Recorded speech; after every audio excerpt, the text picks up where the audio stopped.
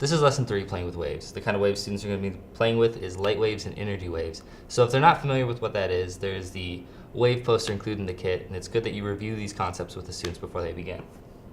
To start the lesson, make sure that you also review the data collected during the parachute activity so that students can understand the kind of energy that went along with that activity.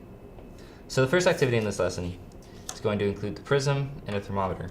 So this is going to teach students that light waves have heat, and the different kind of heat that a wave produces also depends on the light. So to do this activity, you can use the bin included with the kit or a standard like cardstock box. So what you're going to want to do is just tape the prism to the top of the box so that the rainbow can be seen on the bottom of the box, and demonstration purposes here.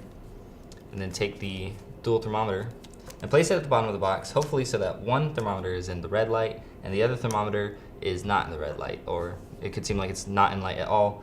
And leave this outside or someplace where the sun can shine and record the data about an hour later or so. So the goal should be that the temperature on the red thermometer is lower than the temperature on the other thermometer. And that's the first activity. For the next activity, students are going to need to be in pairs. So one student should have an empty cup and one student should have a cup with water.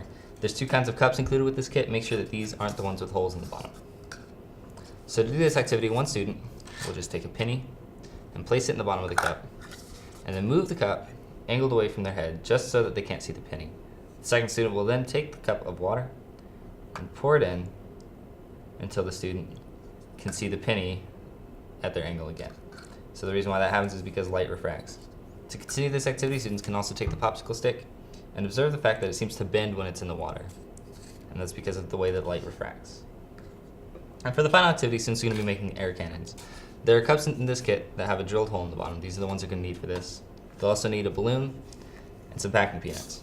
So to do this, just cut the end off of a balloon like so. Take the balloon and stretch it out over the opening of the cup. It can be a little tricky to do, so try to make sure that students don't shatter their cups. So students are just going to stretch a balloon over the top of the cup.